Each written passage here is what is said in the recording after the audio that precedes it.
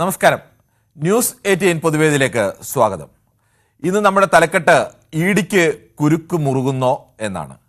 അങ്ങനെ ഒരു തലക്കെട്ട് തിരഞ്ഞെടുക്കാൻ കാരണമുണ്ട്. കേരളത്തിലെ വിവിധ കക്ഷി നേതാക്കൾക്കും സർക്കാരിനുമെതിരെ ഇഡി കേസുകൾ നിരവധി വന്നിട്ടുണ്ട്. ആ സമയത്തൊക്കെ മാധ്യമങ്ങൾ പലതവണ നൽകിയ തലക്കെട്ടാണ് ഇഡി കുരുക്ക് മുറുകുന്നു തുടങ്ങിയവയൊക്കെ. ഒരു തരത്തിൽ പറഞ്ഞാൽ അതൊരു തമാശയായി കൂടി ആളുകളൊക്കെ കാണാൻ തുടങ്ങിയ ഒരു ഘട്ടം കൂടിയായിരുന്നു. ഇപ്പോൾ ഇഡി തന്നെ കോടികളുടെ കോഴക്കുരുക്കിൽ കുടുങ്ങി വിശ്വാസ്യത തന്നെ ചോദ്യം ചെയ്യപ്പെട്ടു നിൽക്കുമ്പോൾ ഇങ്ങനെ ഒരു തലക്കെട്ട് നൽകുന്നതിൽ ഒരു കാവ്യനീതിയുണ്ട്. ഇഡിക്ക് കേന്ദ്ര സർക്കാരിന്റെ ഭരണമുന്നണിയിലെ ഒരു കക്ഷിയാണെന്നുള്ള ആരോപണമടക്കം പ്രതിപക്ഷ പാർട്ടികൾ പലതവണ ഉയർത്തിയിട്ടുമുണ്ട്. ഇപ്പോൾ കേസ് ഒതുക്കി തീർക്കാൻ ഇഡി ഉദ്യോഗസ്ഥരുടെ ഏജന്റുമാർ കൈക്കൂലി വാങ്ങി എന്ന കേസ് വിജിലൻസ് അന്വേഷിക്കുകയാണ്. കള്ളപ്പണം വെളുപ്പിക്കലും വിദേശ നാണ്യ വിനിമയ ചട്ടവുമൊക്കെ അന്വേഷിക്കുന്ന ഏജൻസിയുടെ വിശ്വാസ്യത തന്നെ ചോദ്യം ചെയ്യുന്നതാണ് ഈ കൈക്കൂലി കേസ്. ചങ്ങലയ്ക്ക് ഭ്രാന്ത് പിടിക്കുക എന്ന ചൊല്ലുപോലെയാണ് അവസ്ഥ. ഏറ്റവും കൂടുതൽ വിശ്വാസ്യത വേണ്ട ഏജൻസിയുടെ വിശ്വാസ്യത ചോദ്യം ചെയ്യപ്പെടുന്നു.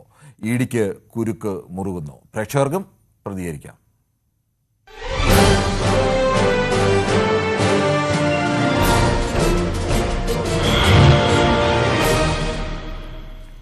ശ്രീ മൊയ്തീൻ കുഞ്ഞാണ് കായംകുളത്ത് നിന്ന് ആദ്യ പ്രേക്ഷകനായി എത്തുന്നത്. ശ്രീ മൊയ്തീൻ കുഞ്ഞ്, കഴിഞ്ഞ കുറച്ച് ദിവസങ്ങളൊന്നും കണ്ടില്ലല്ലോ.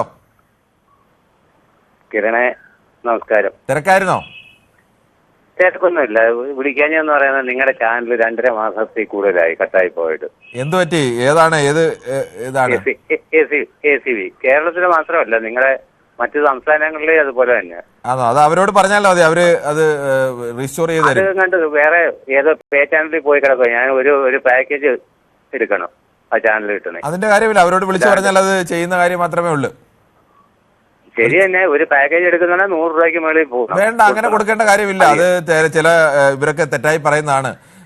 നമ്മൾ വിളിച്ചു പറയുമ്പോൾ അത് ഇവര് തമ്മിൽ എന്തോ തർക്കത്തിന്റെ ഫലമായിട്ടൊക്കെ ഈ കേബിൾ ടി വി കാര്യം ചെയ്യുന്നതാണ്. അവരോട് പറഞ്ഞാൽ അവർ ചീട്ട് തരും.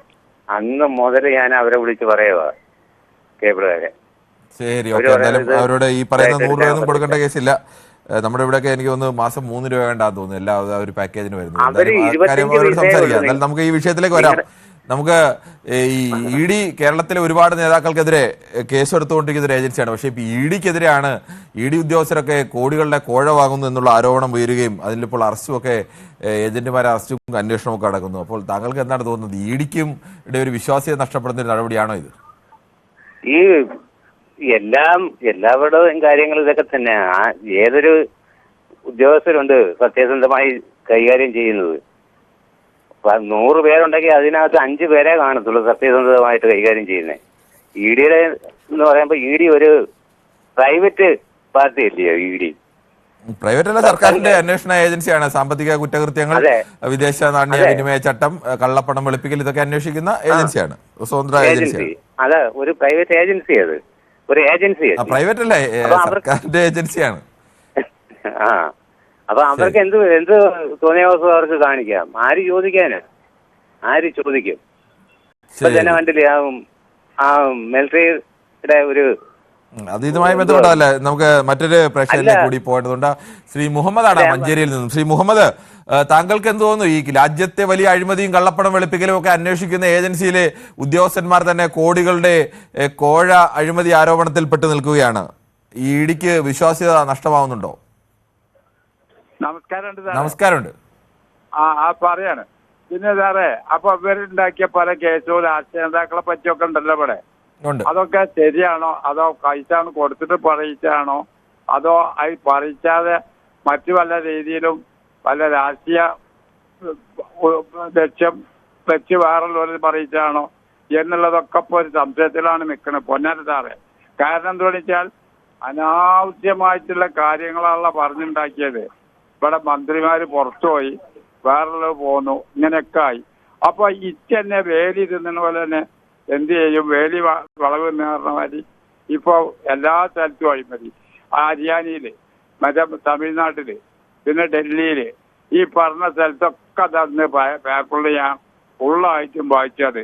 അവിടെയൊക്കെ വരെ അഴിമതി നടത്തിയിരിക്കണം. അപ്പൊ ഞാൻ എങ്ങനെ വരെ വിശ്വസിക്കുക? ഞാൻ ആരെ വിശ്വസിക്കുക? അതൊന്ന് പറഞ്ഞത്. അതിനെതിരെ നിങ്ങള് ന്യൂസ് 18 ചാനൽ അച്ഛനായിട്ട് ശ്രദ്ധിക്കണം എന്നുള്ള അഭിപ്രായമാണ് എനിക്ക്. ശരി, ഓക്കെ, താങ്കളുടെ അഭിപ്രായം വ്യക്തമാണ്.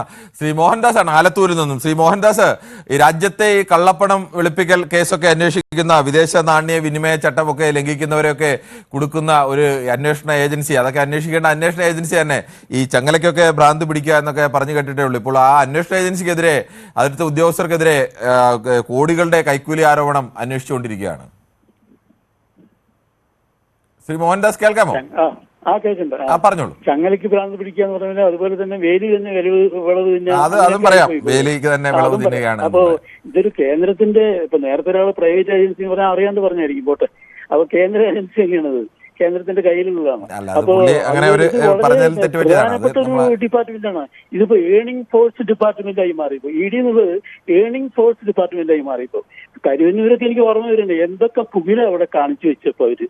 അതുമല്ല, പിന്നെ വേറൊരു കാര്യം, ഈ കേന്ദ്രം ഇപ്പോ ഇവരെ ഉപയോഗിച്ച് വേട്ടയാടണം എന്ന് പറഞ്ഞപ്പോ വാസ്തവം തന്നെയാണെന്നാണ് എനിക്കിപ്പോ സംശയം തോന്നുന്നത്. പക്ഷെ പിന്നെ വേറൊരു കാര്യം ഉണ്ടല്ലേ, നല്ല ഉദ്യോഗസ്ഥരുണ്ട് കേട്ടോ, നല്ല ഉദ്യോഗസ്ഥർ എല്ലാ അന്വേഷണ ഏജൻസിയിലും നല്ല ഉദ്യോഗസ്ഥരുണ്ട്.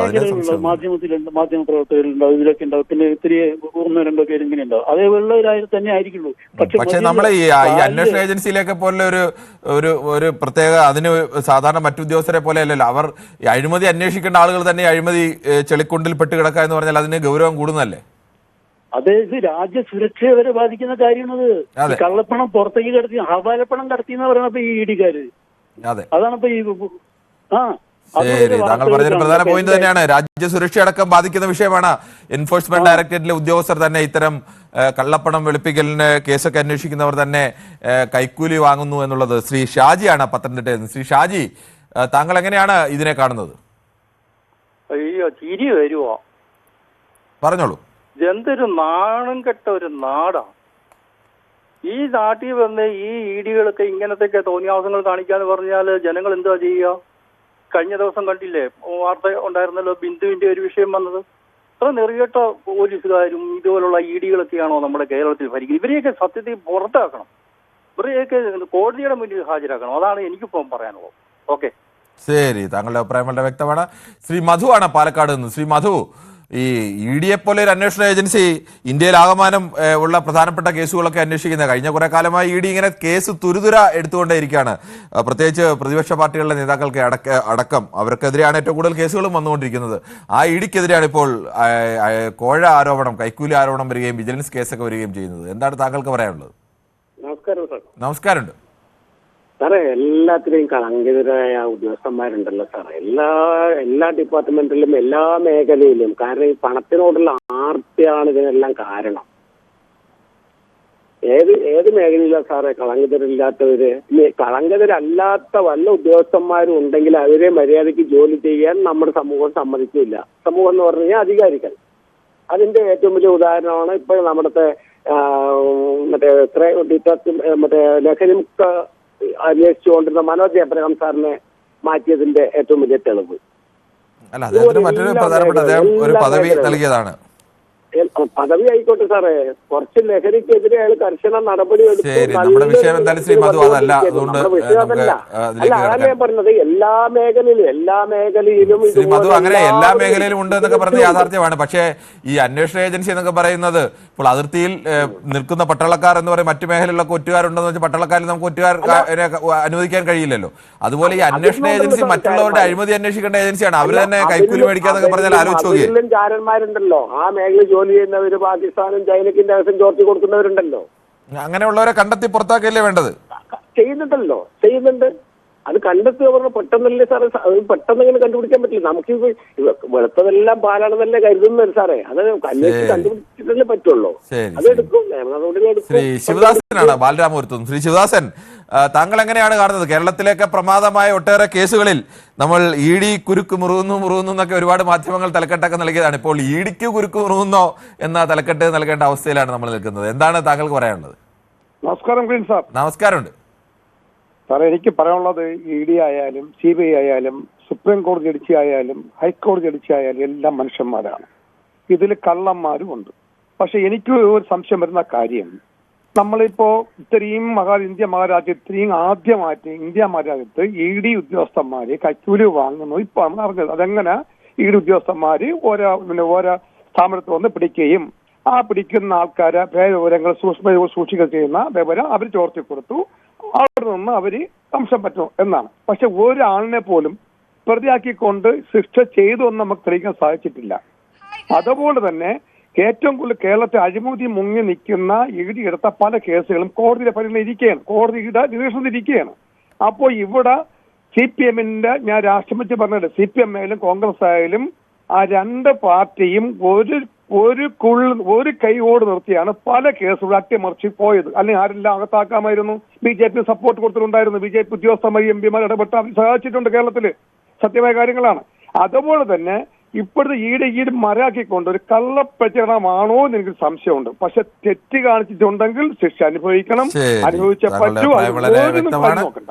ശ്രീ ദിവാകരനാണ് തലശ്ശേരിയിൽ നിന്നും. ശ്രീ ദിവാകരൻ, താങ്കൾ അങ്ങനെയാണ് ED-യെ പോലെ ഏറ്റവും കൂടുതൽ വിശ്വാസ്യത വേണമെന്ന് പൊതുസമൂഹം കരുതുന്ന ഒരു അന്വേഷണ ഏജൻസിയിലെ ഉദ്യോഗസ്ഥർക്ക് നേരെയാണ് ഇപ്പോൾ കോടികളുടെ കോഴ ആരോപണമൊക്കെ വരുന്നത്. ഇങ്ങനെ കോഴ കൊടുത്താൽ ED കേസൊക്കെ അട്ടിമറിക്കപ്പെടും, അല്ലെങ്കിൽ ED കേസ് അട്ടിമറിക്കപ്പെടില്ല എന്നൊക്കെ അവസ്ഥ വന്ന്, അല്ലെങ്കിൽ കേസ് തുടരുമെന്നൊക്കെ അവസ്ഥ വന്നു കഴിഞ്ഞാൽ എന്താവും ഇത്തരം കേസുകളുടെയൊക്കെ ഒരു ഭാവി?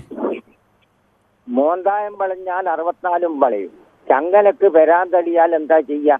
പിന്നെ ഇപ്പൊ അവരെ ഇപ്പം പിന്നെ ഇന്ത്യക്ക് സ്വാതന്ത്ര്യം കിട്ടാൻ പരിശ്രമിച്ച അതിദാരുണമായി മരിച്ചത് ഇന്ദിരാഗാന്ധി, രാജീവ്. അതിന്റെ മക്കളെ ഇപ്പം എങ്ങനെയെങ്കിലും ജീവിച്ചോട്ടെ. അവര് അത്ര കഷ്ടം രാജ്യത്തിന് വേണ്ടിയിട്ടുള്ള മുത്തച്ഛനും എല്ലാം പണ്ഡിറ്റ് ജവഹർലാൽ നെഹ്റു എല്ലാവരും അവരെ ഇപ്പം വീടി കൊണ്ടുപോയിട്ട് കൊടിയായി പ്രതിപക്ഷം പ്രിയങ്ക ഗാന്ധിയുടെ ഭർത്താവിന പിന്നെ രാഹുൽ ഗാന്ധി ഇന്ത്യക്ക് ഉണ്ടാക്കി കൊടുത്തതല്ലേ Congress.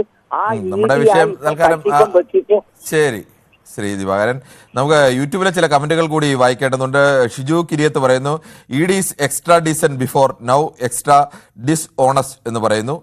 ED is getting ED from vigilance now എന്ന് പറയുന്നു.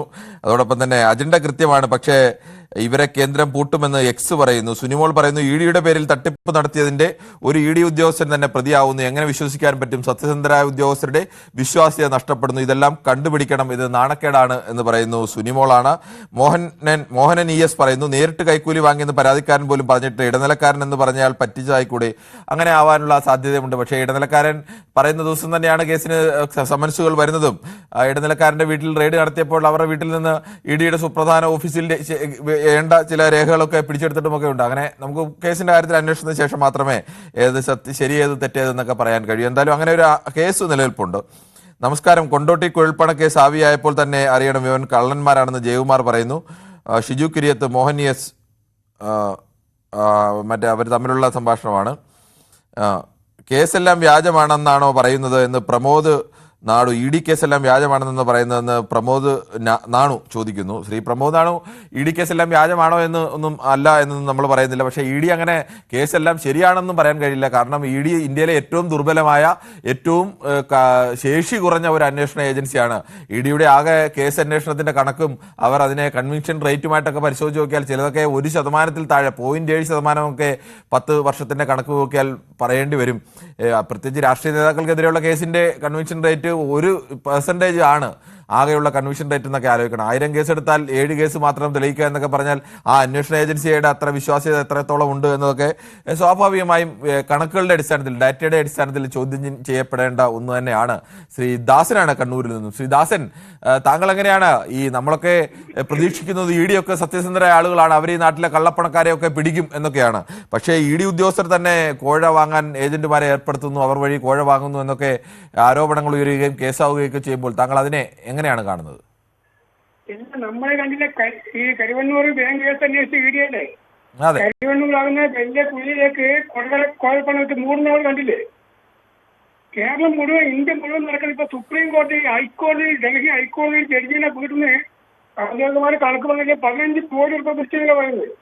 ഇത് ഇപ്പൊ NIA ആയാലും CBI ആയാലും ED ആയാലും എല്ലാ മേഖലയിലും പണത്തിന് മേലെ പറന്നും പറക്കൂല. ഞാൻ ഈ എപ്പോഴും എതിർക്കുന്ന ഇത് തന്നെയാണ്. ഇവിടെ എല്ലാ സുപ്രീം കോടതി ജഡ്ജിമാരുടെ പിന്നെ അഴിമതിക്കാരുണ്ട്. നമ്മളെ കെ സുധാകരൻ പണ്ട് പറഞ്ഞത് കേട്ടില്ലേ? സുപ്രീം കോടതി ജഡ്ജി 25 ലക്ഷം രൂപ കൈക്കൂലി വാങ്ങുന്ന ഞാൻ നേരിട്ട് കണ്ടുവന്ന സുപ്രീം കോടതി ജഡ്ജിനെ പറ്റി ആറ് ഉന്നയിച്ചില്ലേ ഈ കേസുകാർ MP. ഇവിടെ ഈ സുപ്രീം കോടതി എന്ത് അടവെടുത്തു? ഒന്നിക്ക് ജഡ്ജിന്റെ പേര് അടവെടുത്തോ, അല്ലെങ്കിൽ സുധാകരൻ നടുവെടുത്തോ? ഇവരെല്ലാം കള്ളന്മാരാവുന്നേ. നമ്മൾ ഈ പറയുമ്പോൾ കുറച്ച് വികാരം കൊണ്ട് പറഞ്ഞു പോകും. ഇതൊക്കെ ഞാൻ പറഞ്ഞു ഈ വ്യവസ്ഥ മാറ്റണം മാറ്റി മറിക്കണം നാടി പൊളിച്ചൊരു നാട്ടിന്റെ വ്യവസ്ഥ മാറിയില്ലെങ്കിലോ മാറ്റിടും അല്ലേ ബാക്കി. ശരി, ഓക്കെ. എന്തായാലും ശ്രീ ദാസനാണ്, ദാസന്റെ ഒരു ധാർമ്മിക രോഷം കൂടി അദ്ദേഹം പ്രകടിപ്പിച്ചാണ് ഈ അന്വേഷണ ഏജൻസികളിലൊക്കെ വിശ്വാസ്യത ചോദ്യം ചെയ്യപ്പെടുമ്പോൾ സാധാരണക്കാരനായ പൗരന്റെ പ്രതീക്ഷയാണ് അതിൽ ചോദ്യം ചെയ്യപ്പെടുന്നത്. അവനാണ് നിരാശ കൂടുതൽ ഉണ്ടാവുന്നത്. സ്വാധീനമുള്ളവർക്കോ സമ്പന്നർക്കോ അല്ല ഉണ്ടാവുന്നത്. ശ്രീ കണ്ണനാണ് ആലപ്പുഴയിൽ നിന്ന്. ശ്രീ കണ്ണൻ, ശ്രീ രാജേഷാണ് കാവാലത്ത് നിന്നും. ശ്രീ രാജേഷ്, ഇഡിക്കെതിരെ വലിയ വിശ്വാസ്യത വേണ്ട ഒരു ഏജൻസിക്കെതിരെ അവരുടെ വിശ്വാസ്യതയെ ചോദ്യം ചെയ്യപ്പെടുന്ന സംഭവങ്ങളൊക്കെയാണ് ഇപ്പോൾ കേൾക്കുന്നത്. എന്താണ് താങ്കൾക്ക് പറയാനുള്ളത്? എനിക്ക് പറയാനുള്ളതും നമ്മൾ ഇപ്പോൾ ഓരോരുത്തരും പറയുന്നത് ചില രാഷ്ട്രീയ എതിരാളികൾക്കെതിരെ പറയുന്ന രീതിയാണ് അവരുടെ സംസ്ഥാനമൊക്കെ. ഇഡിക്കകത്തും അതൊരു അന്വേഷണ ഏജൻസിയാണ്. അതിനകത്ത് സത്യസന്ധരായിട്ടുള്ളവരും ഉണ്ട്, അല്ലാത്തവരും ഉണ്ട്. പക്ഷെ അങ്ങനെ ഉള്ള അല്ലാത്തവരുണ്ടെങ്കിൽ അവരെ പുറത്താക്കേണ്ടത് നമ്മുടെ രാജ്യത്തിന് അത്യന്താപേക്ഷിതമാണ്. അത് സർക്കാർ അതിന് മുൻകൈ എടുക്കേണ്ടതാണ്. പിന്നെ ഈ പലരും ഈ ഒരു വിഷയം കാരണം പലരും കരുവന്നൂരിന്റെ കാര്യവും പഴയ കാര്യങ്ങളൊക്കെ പറയുന്നത് അത് ഒരു മൈനസ് ആക്കുന്ന രീതിയിൽ സംസാരിക്കുന്നുണ്ട്. കരുവന്നൂരിലൊക്കെ കറക്റ്റായ കേസുകളാണ്. നമുക്ക് സ്വാഭാവികമായ ആളുകൾക്ക് സംശയം വരില്ലേ? ഇങ്ങനെ കാശ് കൊടുത്താൽ കേസ് അട്ടിമറിക്കുന്ന ആളുകളൊക്കെയാണ് ഇതിലെ ഉദ്യോഗസ്ഥരെങ്കിൽ അവരെടുത്ത കേസുകളെ കുറിച്ചൊക്കെ സംശയം വരില്ലേ? ഉണ്ട് സാറേ. അതുകൊണ്ട് ഞാൻ അത് ഏത് മേഖലയില്ല കാശ് കൊടുത്താൽ ഇതുപോലെ ചെയ്യാത്ത ഏത് മേഖലയുള്ളത്? സുപ്രീം കോടതി ജഡ്ജിയുടെ വീട്ടിൽ നിന്ന് കാശ് എത്ര പിടിച്ചത് ഏത് പുള്ളി സത്യസന്ധമായിട്ട് ഉണ്ടാക്കിയതാണോ? അങ്ങനെ വരെ ഉണ്ടാക്കുന്നുണ്ട്. എല്ലാ ഫീൽഡിലും ഇതുപോലെ ഉണ്ട് എന്നും പറഞ്ഞ് എല്ലാം അത് മൊത്തം ഉദ്യോഗസ്ഥരും കള്ളന്മാരാണെന്നും ഒന്നും നമ്മൾ അങ്ങനെ മൊത്തം ഉദ്യോഗസ്ഥരും കള്ളന്മാരാകുന്നു എന്നൊന്നും അഭിപ്രായപ്പെടാൻ കഴിയില്ല. സത്യസന്ധരായ ഉദ്യോഗസ്ഥരാണ്. ഇങ്ങനെയുള്ള സത്യസന്ധരല്ലാത്ത ആൾക്കാരെ നിയമപരമായിട്ട് സാറെ മുന്നിൽ കൊണ്ടുവന്നാൽ മാത്രം പോരാ. അവരുടെ 2 തലമുറയ്ക്ക് പോലും സർക്കാർ ജോലി കിട്ടാത്ത രീതിയിലുള്ള നിയമങ്ങളാണ്. ശ്രീ ശരി, 2 തലമുറ ഒരു സെക്കൻഡ് 2 തലമുറ എന്ത് പിഴച്ചെന്ന് ചോദിച്ചാൽ ഈ സാമ്പത്തികം ഉണ്ടാക്കുന്ന അവർക്ക് വേണ്ടിയല്ല, അവരുടെ മക്കൾക്കും കൊച്ചുമക്കൾക്കും വേണ്ടിയാണ്. മനസ്സിലായോ? ഇപ്പൊ ഞാൻ എന്ത് തെറ്റ് ചെയ്താലും കുറച്ച് കാശ് ഉണ്ടായി കഴിഞ്ഞാൽ എന്റെ കൊച്ചുമക്കൾ രക്ഷപ്പെടുമെങ്കിൽ ഞാൻ തെറ്റ് ചെയ്യാൻ തയ്യാറാവുകയാണ്. അനുസരിച്ച് അങ്ങനെ നമുക്ക് ഒരാളുടെ അച്ഛൻ ചെയ്ത തെറ്റിന്റെ പേരിൽ മക്കളെ ശിക്ഷിക്കാന്ന് പറഞ്ഞാൽ അങ്ങനെ ഒരു നിയമം ഇല്ലാത്തതുകൊണ്ടാണ് ഇവിടെ ഇങ്ങനെയൊക്കെ സംഭവിക്കുന്നത്. എന്റെ മക്കളെയും ബാധിക്കുമെന്നൊരു തോന്നൽ വന്നാൽ ഞാൻ കുറ്റം ചെയ്തിട്ടില്ല. മനസ്സിലായോ? അതാണ് സത്യമായിട്ട് നിയമങ്ങൾ കുറച്ച് മാറ്റിയാൽ മാത്രമേ നമ്മുടെ രാജ്യത്ത് രക്ഷപ്പെടാൻ പോകത്തുള്ളൂ എന്നാണ് എന്റെ അഭിപ്രായം. ശരി, താങ്കളുടെ അഭിപ്രായം. അങ്ങനെ ശ്രീ പ്രേംജിത്താണ് കോഴിക്കോട് നിന്നും. ശ്രീ പ്രേംജിത്ത്, താങ്കൾ എങ്ങനെയാണ് കാണുന്നത് ഈ കേരളത്തിലെ പ്രമാദമായ ഒട്ടേറെ കേസുകൾ, ഇഡി കേസുകൾ ഇങ്ങനെ നിരവധി വന്നുകൊണ്ടേയിരുന്നതാണ്. കഴിഞ്ഞ 10 വർഷത്തിനിടയിൽ ഇഡി ഇങ്ങനെ കേസുകൾ തുരുതുര എടുത്തുകൊണ്ടേയിരുന്ന ഒരു ഘട്ടം കൂടിയാണ്. ആ ഇഡിക്കെതിരെയാണ് ഇപ്പോൾ കൈക്കൂലി ആരോപണം വരുന്നത്. എന്താണ് താങ്കൾക്ക് പറയാനുള്ളത്? എനിക്ക് പറയാനുള്ള എന്താണെന്ന് വെച്ചാൽ പണത്തിന് മേതെ പരുന്തും പറക്കില്ല എന്ന് പറഞ്ഞില്ലേ, അതുപോലെയാണ്. അതായത് അന്വേഷണ ഏജൻസി ഒരു ഏജൻസിയും വിശ്വസിക്കാൻ കൊള്ളാത്ത അവസ്ഥയിലേക്കാണ് പോയിക്കൊണ്ടിരിക്കുന്നത്. അതായത് എനിക്കുള്ള ഒരു അനുഭവം ഞാൻ വ്യക്തമാക്കാം ഇവിടെ. അതായത് കോഴിക്കോട് ഗ്യാസ് ഏജൻസി, ഒരു ഗ്യാസ് ഏജൻസി ഉണ്ട്, LPGയിലെ ഗ്യാസ് ഏജൻസിയിൽ എനിക്ക് കൃത്യമായിട്ട് ഗ്യാസ് വരാത്ത അവസരത്തിൽ ഞാൻ അവിടെ വിജിലൻസിൽ പോയി പരാതിപ്പെട്ടപ്പോൾ വിജിലൻസിന്റെ അന്നത്തെ ഡ്യൂട്ടിയിലിരിക്കുന്ന ഡിവൈഎസ്പിയുടെ ഗൺമാൻ എന്റെ നമ്പർ വാങ്ങുകയും അവര് ഇത്ര നമ്പർ ഗ്യാസ് എന്തുകൊണ്ട് കൊടുത്തില്ല എന്ന് ചോദിച്ച് ആ ഏജൻസിയിൽ വിളിച്ച് ഭീഷണിപ്പെടുത്തുന്ന പോലെ ഭീഷണിപ്പെടുത്തുകയും ചെയ്തിട്ട് അവരോട് അതായത് എന്താ കൈക്കൂലി വാങ്ങാൻ വേണ്ടിയിട്ടാണ് ഈ പരിപാടി ചെയ്യുന്നത്. നഗ്നമായ സത്യമാണ് ഞാൻ പറയുന്നത്. രേഖ അടക്കണ്ടേ എന്റെ കയ്യിൽ. അവര് വിളിച്ച് പറഞ്ഞിട്ട് പിന്നീട് അവിടെ പോയിട്ട് അവരെ കൈമണി വാങ്ങുന്ന ഒരു ഏർപ്പാടാണ്. പ്രേംജിത്ത് പറഞ്ഞ അറിവാണ് ആ വിഷയത്തെ കുറിച്ചുള്ളത്. അല്ല, നമുക്ക് എന്തെങ്കിലും അഭിപ്രായം പറയാൻ തൽക്കാലം നിർവാഹമില്ല. ശ്രീ മഹിയാണ് കിള്ളിപ്പാലത്ത് നിന്നും. ശ്രീ മഹി, താങ്കൾക്ക് എന്ത് തോന്നുന്നു? ഈ ചങ്ങലയ്ക്ക് ഭ്രാന്ത് പിടിക്കാന്നൊക്കെ പറയുന്ന പോലെ ഒരു അവസ്ഥയിലല്ലേ വേലി തന്നെ വിളവ് തിന്നെ എന്നൊക്കെയാണ് നമ്മുടെ ചില പ്രേക്ഷകർ പറഞ്ഞത്. അതുപോലെയാണോ ഈ ഇഡിക്കെതിരെയുള്ള പറഞ്ഞോ ഈ കോൺഗ്രസും BJP ഭരിച്ച ഇതല്ല ഇതിനപ്പുറം നടക്കും. എനിക്ക് ഇന്ത്യയിൽ ഇത്രയും ഭരണം BP സിംഗ് ഭരിച്ചതാണ് കുറെ അഴിമതി അയച്ചതേ ഇല്ലായിരുന്നു. ഈ കോൺഗ്രസും BJP ഇതിനപ്പുറം കാണും. ജഡിക്ക് ED CBI ആരെല്ലാം കക്ഷിയിലേക്ക് പാവപ്പെട്ടവർ തെണ്ടത് ഇവരെല്ലാം കോടി ഉണ്ടാക്കണം. ശരി, ശ്രീ കൃഷ്ണകുമാറാണ് ഹൈദരാബാദിൽ നിന്നാണ് വിളിക്കുന്നത്. ശ്രീ കൃഷ്ണകുമാർ, കേരളത്തിലും ഹൈദരാബാദിലും ഇഡിയുടെ നിരവധി കേസുകൾ അവിടുത്തെ നേതാക്കൾക്കെതിരെയൊക്കെ നിരവധി കേസുകളൊക്കെ വന്നിട്ടുള്ളതാണ്. താങ്കൾക്ക് അറിയാവുന്നതായിരിക്കും. കഴിഞ്ഞ തെരഞ്ഞെടുപ്പുമായിട്ടൊക്കെ ബന്ധപ്പെട്ട് വലിയ ആരോപണങ്ങൾ ഒക്കെ വന്നതൊക്കെയാണ്. വരുമ്പോഴാണല്ലോ ഇവർക്ക് ഇലക്ഷൻ ഡ്യൂട്ടി കിട്ടുന്നത്. കേട്ടില്ല. ഇലക്ഷൻ വരുമ്പോഴാണല്ലോ ഇവർക്ക് ഇലക്ഷൻ ഡ്യൂട്ടി കിട്ടുന്നത്. ഇപ്പോൾ ഇലക്ഷൻ ഒന്നുമില്ല, അത് കാരണം കുറച്ച് ശാന്താണ്. പക്ഷേ ഒരു കാര്യമുണ്ട്, ഈ ED എന്ന് പറഞ്ഞ ഡിപ്പാർട്ട്മെന്റിനെ ഈ രീതിയിലാക്കിയത് കേന്ദ്രം ഭരിക്കുന്ന ഭരണകക്ഷിയാണ്. ഒരു കാര്യം എല്ലാവർക്കും ഓർമ്മയുണ്ടോന്ന് എനിക്കറിയില്ല. മുമ്പൊരിക്കൽ നമ്മുടെ കേന്ദ്രത്തിലെ ഭരിക്കുന്ന ഒരു മന്ത്രി, ഒരു വനിതാ മന്ത്രി പാർലമെന്റിൽ പറഞ്ഞു, പാർലമെന്റിലെ പ്രതിപക്ഷ അംഗങ്ങളോട് സൂക്ഷിച്ചോ, ED നിങ്ങളുടെ പുറകെ വരുന്നത്. അത് പറഞ്ഞ മന്ത്രിയുടെ പേര് മീനാക്ഷി ലേഖി എന്നാണ് എന്റെ ഓർമ്മ. അതിനെതിരായിട്ട് ശരിക്കും പറഞ്ഞ ഒരു അവകാശ ലംഘനത്തിന് നോട്ടീസ് കൊടുക്കാവുന്നതായിരുന്നു. പക്ഷെ അങ്ങനെ ഒന്നും കൊടുത്തതായിട്ട് ഞാൻ കേട്ടിട്ടില്ല. പക്ഷെ ഇത്തരത്തില് ഒരു സ്ഥാപനത്തെ നശിപ്പിച്ചത് ഈ ഭരണകക്ഷിയാണ്. കാരണം അവരുടെ ആവശ്യത്തിന് വേണ്ടിയിട്ട് ചെയ്തു. ഇലക്ഷൻ ബോണ്ടിന് വേണ്ടിയിട്ട്, ഇലക്ട്രൽ ബോണ്ടിന് വേണ്ടിയിട്ട് പൈസ കിട്ടാൻ വേണ്ടിയിട്ട് ഇവരെ മിസ്യൂസ് ചെയ്തു. അപ്പൊ ഇവർക്ക് ധൈര്യം കിട്ടി, ഞങ്ങൾ സ്വയമായിട്ട് എന്തെങ്കിലും തെറ്റ് ചെയ്താലും ഞങ്ങൾക്കെതിരായിട്ട് നടപടിയെടുക്കില്ല. കാരണം ഞങ്ങളുടെ കയ്യിൽ കുറെ രഹസ്യങ്ങളുണ്ട്, അത് ഞങ്ങൾ പുറത്തു വിടും. ആ പേടി വെച്ചുകൊണ്ടാണ് കേന്ദ്ര ഗവൺമെന്റ് മിണ്ടാതിരിക്കുന്നത്. ഇതൊരു വാസ്തവമാണ്. ശരി, നമുക്ക് മറ്റ് പ്രേക്ഷകരിലേക്ക് പോകും മുമ്പ് ശ്രീ വേണുഗോപാലാണ്. ശ്രീ വേണുഗോപാൽ, ഒരു മിനിറ്റ് ഒന്ന് ക്ഷമിക്കുക, നമുക്ക് ചില കമന്റുകൾ കൂടി വായിക്കേണ്ടതുണ്ട്. ദാസൻ ആംഗ്രി യങ് മാൻ എന്ന് പറയുന്നു. ഷിജു കിരിയത്ത് പറയുന്നു, പ്രായമൊക്കെ കൂടുതലുണ്ടെങ്കിലും ദാസൻ അത്രത്തോളം ചെറുപ്പക്കാരെ പോലെയാണ് പ്രതികരിക്കുന്നത്. എന്തായാലും കേസ് പിന്നെ പറഞ്ഞത് ദാസൻ അറിഞ്ഞില്ലേ എന്ന് ഷാജി ഭാസ്കരൻ ചോദിക്കുന്നു. അതോടൊപ്പം തന്നെ രഘുനന്ദനൻ തിരുവില്ലാമരം പറയുന്നു, ഇപ്പോൾ എന്തിനും ഏതിനും ED ആണ്. EDയുടെ വില പോയ കാലഘട്ടമാണ് ഇപ്പോൾ. കുറ്റം ആരോപിക്കപ്പെട്ടവൻ BJPയിലേക്ക് ചേർന്നാൽ അന്വേഷണമില്ല എന്ന് പറയുന്നു. അതോടൊപ്പം തന്നെ പണത്തിന് വേണ്ടി എന്തും അഴിമതി ചെയ്യും, എല്ലാവരും അഴിമതി മാത്രമേ ഉള്ളൂ എന്ന് പറയുന്നു. രാജേഷ് കാവാലം പറഞ്ഞാണ് ശരി, നമ്മുടെ പിൻഗാമിയെ ബാധിക്കുമെന്ന് കണ്ടാൽ കുറ്റം ചെയ്യാൻ മടിക്കുമെന്ന് ജയകുമാർ പറയുന്നു. എന്തായാലും അങ്ങനെ ചിലരുടെ കമന്റുകൾക്കൊക്കെ പരസ്പരം തമ്പൊക്കെ ഇട്ടിട്ടുണ്ട്. നമുക്ക് വേണുഗോപാലിലേക്ക് പെരിന്തൽമണ്ണയിൽ നിന്ന്. ശ്രീ വേണുഗോപാൽ, താങ്കൾ എങ്ങനെയാണ് EDക്കെതിരായ ഈ അഴിമതി ആരോപണം, അവരെ അന്വേഷണ ഏജൻസിയുടെ വിശ്വാസ്യതയെ തന്നെ ചോദ്യം ചെയ്യുന്നതാണോ ഇത്? തീർച്ചയായും ഒരു കാര്യം സത്യമാണ്, ഒരാൾ അഴിമതി ചെയ്യുമെങ്കിൽ അയാളെ സംരക്ഷിക്കാൻ പിന്നീട് ആളുണ്ട് എന്നുള്ളത് കൊണ്ടാണ് ഇത്ര ധൈര്യമായി ചെയ്യുന്നത്. സംരക്ഷിക്കാൻ ഉള്ളവർ തന്നെ അഴിമതിക്കാരാണ് എന്ന ബോധ്യമുള്ളത് കൊണ്ട് തന്നെ അവർ വീണ്ടും വീണ്ടും അഴിമതി ചെയ്തുകൊണ്ടേയിരിക്കും. തന്റെ രാഷ്ട്രീയ ലാഭത്തിന് വേണ്ടി EDയെ ഉപയോഗിക്കുന്നു എന്ന് നേരത്തെ മുൻപ് പറഞ്ഞവരെ തന്നെ പറഞ്ഞു. അത് വളരെ സത്യമാണെന്നുള്ളത് ഒരുപാട് തെളിവുണ്ട്. കേരളത്തിലെ കുഴൽപ്പണ കേസുകളൊക്കെ തന്നെ, കുഴൽപ്പണ കേസൊക്കെ തന്നെ സത്യത്തില് അത് കൃത്യമായ ഉദാഹരണങ്ങളാണ്. സ്വന്തമായ പാർട്ടിക്കാരെ മാത്രം പറഞ്ഞോളൂ. നമ്മുടെ പാർട്ടിക്കാർ, ഭരണകക്ഷിയുടെ പാർട്ടിക്കാർ എന്ത് അഴിമതി ചെയ്താലും അതിനെ മറയ്ക്കുകയും, എന്നാൽ പ്രതിപക്ഷ കക്ഷികളുടെ നേതാക്കന്മാരെയും പ്രതിപക്ഷ കക്ഷികളുമായ അനുഭവമുള്ള കമ്പനികളെയും ഒക്കെ EDയെ ഉപയോഗിച്ച് വിരട്ടി സ്വന്തം കാര്യം നേടുകയും ചെയ്യുന്ന രാഷ്ട്രീയ നടപടിയാണ്. ശരി, ശ്രീ വേണുഗോപാൽ, താങ്കളുടെ അഭിപ്രായം വളരെ വ്യക്തമാണ്. ശ്രീ കണ്ണനാണ് ആലപ്പുഴയിൽ നിന്നും. ശ്രീ കണ്ണൻ നേരത്തെ കട്ടായി പോയിരുന്നു. ശ്രീ കണ്ണൻ, താങ്കൾക്ക് പറയാം. കണ്ണൻ വീണ്ടും ടെലിഫോൺ ബന്ധത്തിൽ തടസ്സമുണ്ടെന്ന് തോന്നുന്നു. നമുക്ക് KK നാസറാണ് വയനാട് നിന്ന്. ശ്രീ KK നാസർ, താങ്കൾ എങ്ങനെയാണ് ഈ വിഷയത്തെ കാണുന്നത്? സാറേ, ഞാൻ ഈ വിഷയത്തെ കാണുന്നത്, നമ്മുടെ സംസ്ഥാനങ്ങളിൽ അതുപോലെ നമ്മുടെ രാജ്യത്ത് നമ്മുടെ നിയമം അനുസരിച്ച് ഇപ്പോഴുള്ള നമ്മുടെ നിയമങ്ങൾ അതായത് മാറ്റി എഴുതണമെന്നാണ് എനിക്ക് ആദ്യം പറയാനുള്ളത്. ഇപ്പൊ നമ്മൾ എന്ത് കേസ് വന്നാലും എന്ത് കുറ്റങ്ങൾ ചെയ്തു കഴിഞ്ഞാലും കഴിവുള്ളവനിക്ക് അന്നൊന്ന് ഇറങ്ങിപ്പോരാൻ പറ്റുന്ന ഒരു സാഹചര്യമാണ് ഇന്നത്തെ നമ്മുടെ നാട്ടിൽ നടന്നു വരുന്നത്. അപ്പൊ മനുഷ്യാവകാശ കമ്മീഷൻ പോലും കാര്യങ്ങൾ പറഞ്ഞു കഴിഞ്ഞാൽ അതിന് പോലും നടപ്പിൽ വരാത്തൊരു കാലമാണ് ഇപ്പോൾ. ഏത് കാര്യങ്ങൾ ഇടപെട്ട് കഴിഞ്ഞാലും അത് ഊരിപ്പോരുന്നൊരു കാലം. അപ്പോൾ നമ്മൾ ക്രമസമാധാനം പോലും തകർന്നു പോകുന്ന ഒരു കാലഘട്ടമാണ് ഇപ്പോൾ വന്നുകൊണ്ടിരിക്കുന്നത്. അപ്പൊ ഇങ്ങനത്തെ കാര്യങ്ങളൊക്കെ തെളിവനുസരിച്ച് വരികയാണെങ്കിൽ നിങ്ങൾക്ക് തക്കതമായ എന്താ പറയാ ശിക്ഷിക്കപ്പെടേണ്ടതാണെങ്കിൽ ശിക്ഷിക്കപ്പെടണം.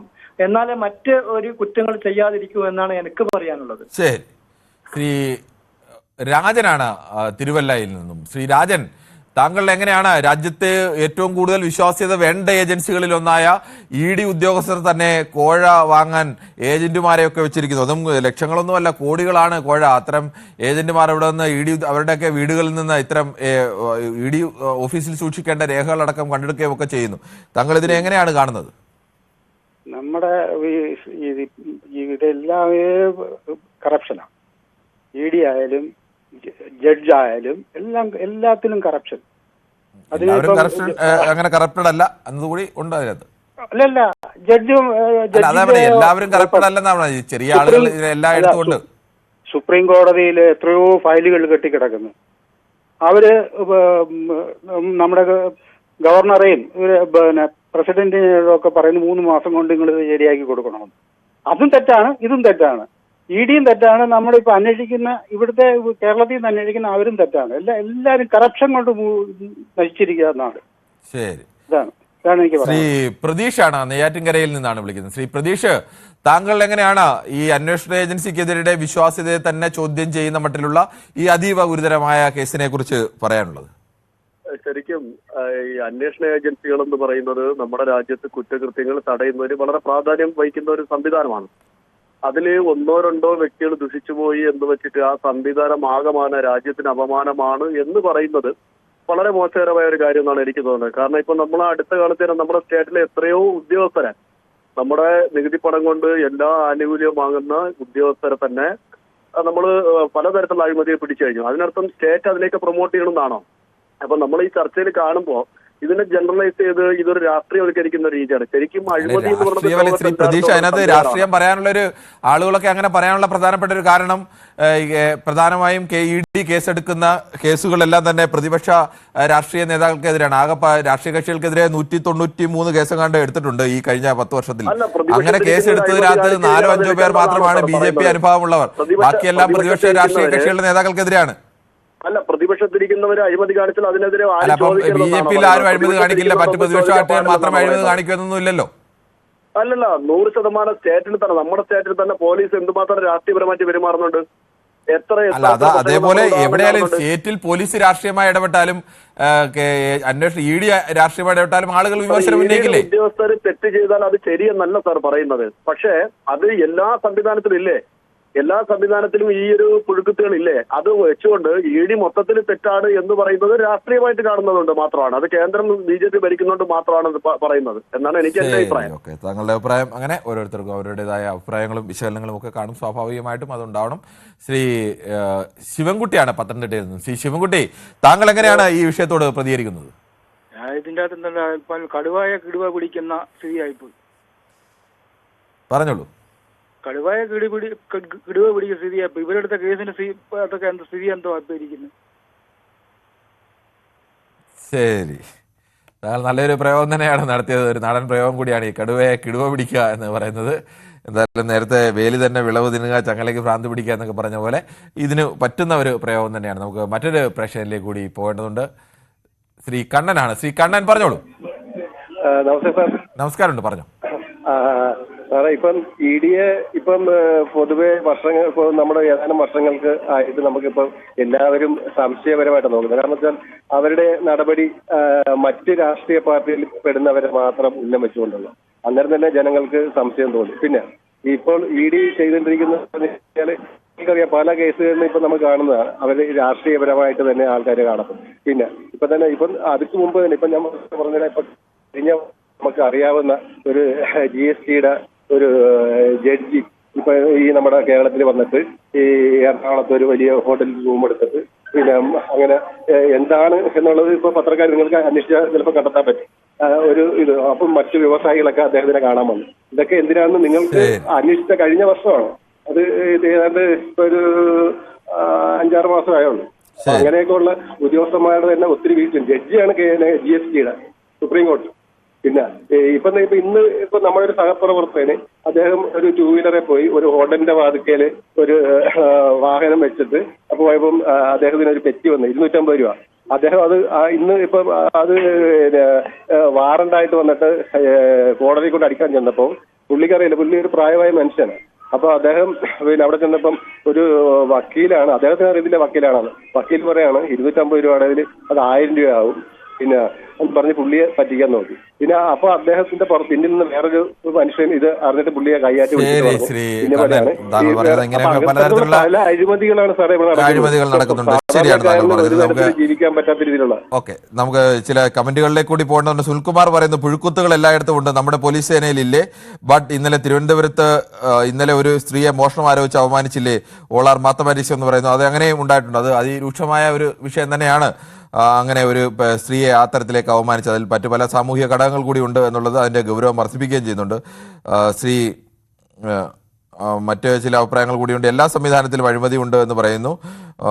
ഇഡിയിൽ ഒരു വിശ്വാസ്യത ഉണ്ടായിരുന്നു, അത് പോയി എന്ന് സുനിമോൾ പറയുന്നു. ഒരു വകുപ്പ് മൊത്തം കറപ്ഷൻ ആണെന്ന് ഇതുവരെ വിളിച്ചവർ ആരും പറഞ്ഞില്ല എന്ന് പറയുന്നു. അങ്ങനെ ഒരു എല്ലാ വകുപ്പിലും എല്ലാവരും കറപ്റ്റഡ് ആണ് എന്നൊരു ആരോപണമൊന്നുമില്ല. ഇന്ത്യയിലെ ഉദ്യോഗസ്ഥരിൽ ബഹുഭൂരിപക്ഷം പേരും മാന്യമായി തൊഴിലെടുത്ത് അവരുടെ ശമ്പളം കൊണ്ട് മാത്രം ജീവിക്കുന്നവരാണ്. പക്ഷേ അതിൽ കുറച്ചു പേർ അങ്ങനെയല്ല. പക്ഷേ അവരാണ് പലപ്പോഴും കാര്യങ്ങൾ നിയന്ത്രിക്കുന്നത് എന്നതാണ് ഇതിലെ പ്രധാനപ്പെട്ട അപകടം. ശ്രീ ഷാജിയാണ് കൊല്ലത്ത് നിന്ന്. ശ്രീ ഷാജി, കേരളത്തിൽ ഒരുപാട് വാർത്തകൾ വന്നതാണ് ഇ ഡി കുരുക്ക് മുറുകുന്നു എന്നൊക്കെ. ഇപ്പോൾ ഇ ഡിക്ക് കുരുക്ക് മുറുകുന്നോ എന്നുള്ള ചോദ്യത്തിൽ വന്ന് നിൽക്കേണ്ട അവസ്ഥയാണ്. എന്താണ് താങ്കൾക്ക് പറയാനുള്ളത്?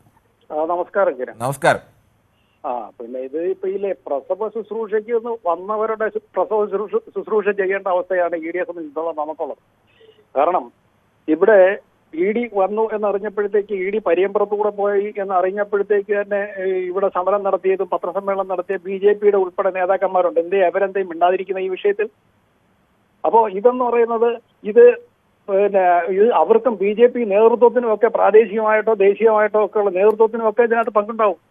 അല്ലെങ്കിൽ പിന്നെ ഇത്ര ധൈര്യമായിട്ട് അവരുടെ രാഷ്ട്രീയമൊക്കെ പരിശോധിക്കണം. ഇതിന്റെ ഏജന്റുമാരുടെ എല്ലാത്തും തിരക്കി പോകുന്നവരായിരുന്നല്ലോ ശോഭാ സുരേന്ദ്രനൊക്കെ. എവിടെ മറുപടി പറയട്ടെ അവര്? ഇവിടെ ഇടതുപക്ഷത്തിന്റെ മന്ത്രിമാരുടെയും നേതാക്കന്മാരുടെയും വീട്ടിന്റെ പരിയമ്പുറത്തുകൂടി ഇ ഡിയുടെ ഉദ്യോഗസ്ഥർ പോയപ്പോഴും ഇവിടെ സമരം നടത്തിയവരും ചെമ്പും ഒക്കെ താങ്ങി സമരം നടത്തിയവരൊക്കെ ഉണ്ടല്ലോ. അവരാണ് ഇതിന് മറുപടി പറയേണ്ടുന്നത്. നമുക്ക് മറ്റൊരു പ്രേക്ഷകരുണ്ട്. രവീന്ദ്രനാണ് കാഞ്ഞിരപ്പള്ളിയിൽ നിന്നും. ശ്രീ രവീന്ദ്രൻ, ഇ ഡിയെ പോലെ ഒരു അന്വേഷണ ഏജൻസിയുടെ വിശ്വാസ്യതയെ തന്നെ ചോദ്യം ചെയ്യുന്ന തരത്തിലേക്കാണ് ഇപ്പോൾ അവർക്കെതിരെ അഴിമതി ആരോപണമൊക്കെ വരുന്നത്. താങ്കൾ അതിനെ എങ്ങനെയാണ് കാണുന്നത്?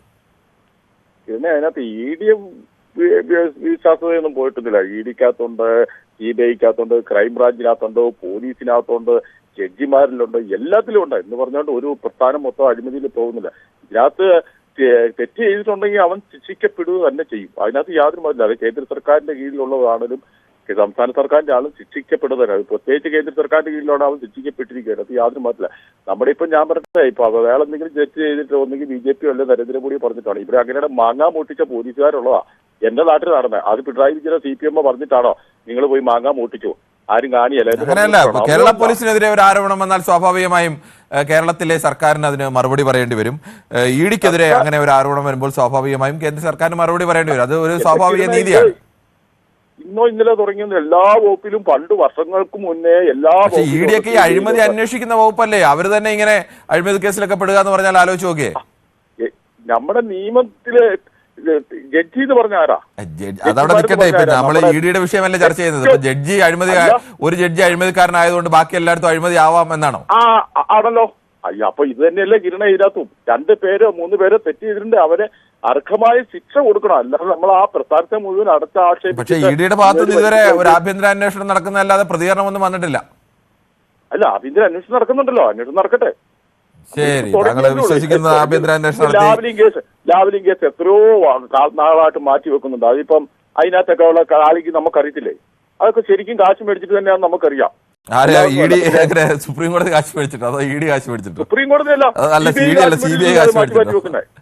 അപ്പൊ ഇതിനകത്തെല്ലാം കളികളുണ്ടോ? അങ്ങനെയാണെങ്കിൽ താങ്കൾ എങ്ങനെയാണ് വിശ്വസിക്കുന്നത് ഈ കേന്ദ്ര സർക്കാരിന്റെ കീഴിലുള്ള അഴിമതി നടന്നാൽ അഴിമതിക്കെതിരെ നടപടി ഉണ്ടാവുന്നൊക്കെ എങ്ങനെയാണ് താങ്കൾ വിശ്വസിക്കുന്നത്? അപ്പൊ ഈ ലാവലിംഗ് കേസിനകത്ത് താങ്കൾ പറയുന്നു കാശ് കൊടുത്തിട്ടാണ് ചെയ്തത്. നടപടി ഉണ്ടാകും, പക്ഷെ താമസം വരും. അതിനല്ല ഈ കാശ് മേടി ഇതുപോലെ അതിനകത്ത് യാതൊരു മാറ്റവും ഇല്ല. ശരി, താങ്കൾ അതീവ ഗുരുതരമായ ഒരു ആരോപണമാണ് ഉന്നയിച്ചത്. CBI എങ്ങനെ പണം മേടിച്ചിട്ടാണെന്നുള്ളത്. ഇവനൊക്കെ നല്ല ശിക്ഷ കൊടുക്കണം, കിട്ടും ഉറപ്പ്. അതിനകത്ത് യാതൊരു മാറ്റവും ഇല്ല. ശ്രീ കൃഷ്ണൻകുട്ടിയാണ് മണിമലയിൽ നിന്നും. ശ്രീ കൃഷ്ണൻകുട്ടി, താങ്കൾ എങ്ങനെയാണ് ഇ ഡിയെ പോലെ ഒരു അന്വേഷണ ഏജൻസിയുടെ ഉദ്യോഗസ്ഥർക്കെതിരെ അതീവ ഗുരുതരമായ അഴിമതി ആരോപണം വരുന്നതിനെ കാണുന്നത്? നമസ്കാരം. നമസ്കാരം.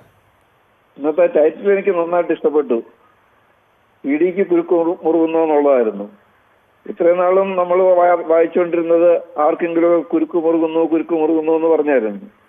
ഇപ്പൊ ഇതാ ഇ ഡിയുടെ കഴുത്തിലേക്കും കുരുക്ക് വന്ന് വീണേക്കുന്നു. പിന്നെ നമ്മൾ ഉദാഹരണമായിട്ട് അല്ലെ ചൊല്ലായിട്ട് പറഞ്ഞത് എന്താണ്? ഈ എംബ്രാനിത്തിരി കട്ടുപുജിച്ചാൽ അമ്പലവാസികളൊക്കെ കക്കും എന്ന ഒരു ചൊല്ലാണ് ഇതിന് ഏറ്റവും ആപ്റ്റായിട്ട് ചേരുന്നത്. കാരണം എന്തെന്ന് വെച്ചാല് ഇ ഡി എവിടെയെങ്കിലും കയറി ഇതുപോലെ ഭീഷണിപ്പെടുത്തുക, കേസുണ്ടെന്ന് പറയുക, അപ്പോ അവര് ഇലക്ട്രൽ ബോർഡിലേക്ക് സംഭാവന കൊടുക്കുക, അങ്ങനെ പ്രശ്നം പരിഹരിക്കുക, ഇങ്ങനെ എത്രയോ കാര്യങ്ങൾ നമ്മൾ കണ്ടതാണ്. അപ്പൊ സംഭവിക്കുന്നത് ഇത് കേന്ദ്രത്തിന്റെ കീഴിലുള്ള ഈ സംവിധാനം അവര് കേന്ദ്രത്തിനും ഭരണകക്ഷിക്കും അനുകൂലമായിട്ടും അവർക്ക് പൈസ ഉണ്ടാക്കാനും അവരുടെ ഇലക്ട്രൽ ബോണ്ടിലേക്ക് കാശ് വീഴാനും വേണ്ടി ഉപയോഗിക്കപ്പെടുന്ന ഒരു ഏജൻസിയാണെന്ന് വളരെ പരക്കെ അറിയാവുന്ന ഒരു കാര്യമാണ്. അതിന്റെ കൂടെ നോക്കൂ, 2023 കറപ്ഷൻ പെർസെപ്ഷൻ ഇൻഡെക്സില് ഇന്ത്യയുടെ സ്ഥാനം 93 2023. ഇപ്പോ അതിന്റെ സ്ഥാനം 96 മാറി. എന്ന് പറഞ്ഞാൽ ഈ ഭരണം എല്ലാവിധ താങ്കളുടെ അഭിപ്രായം വളരെ വ്യക്തമാണ്. നമുക്ക് മറ്റൊരു പ്രശ്നത്തിലേക്ക് കൂടി പോകുന്നതിന് മുമ്പ് ഒരു ചെറിയ ഇടവേളയ്ക്ക് ശേഷം വളരെ വേഗത്തിൽ മടങ്ങിയെത്താം.